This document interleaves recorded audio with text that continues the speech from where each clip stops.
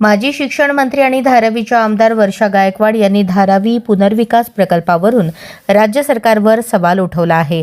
धारावीकरांची जमीन नेमकी कशासाठी आणि कोणाला दिली आहे असा थेट प्रश्न त्यांनी केला।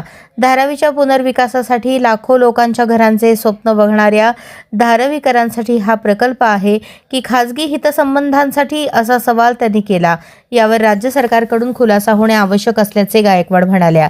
त्यांच्या या वक्तव्यामुळे धारावी पुनर्विकासाच्या प्रक्रियेवर नवीन वाद निर्माण झाले आहे। चक्का जाम करण्याचा प्रश्न नाहीये। प्रश्न असा आहे की आम्ही त्याला शांततेने म्हटलं आम्हाला निवेदन देऊया, काम बंद करा, लोकांचं म्हणणं ऐकून घ्या। पण दुर्दैवाने अडाणी समोर काही चालत नाही। आजकाल काय झालेले धनिकासाठी सरकार कामं करायला लागलेले। ही जमीन त्यांना मुफ्तमध्ये दिलेली आहे। लोकांचं म्हणणं इथे बॉटनिकल गार्डन व्हायला पाहिजे, धारावीकरांचं म्हणणं धारावीत आम्हाला घर मिळालं पाहिजे। मग ही जमीन कशासाठी दिलेली आहे, कशासाठी चालली सगळी लढाई?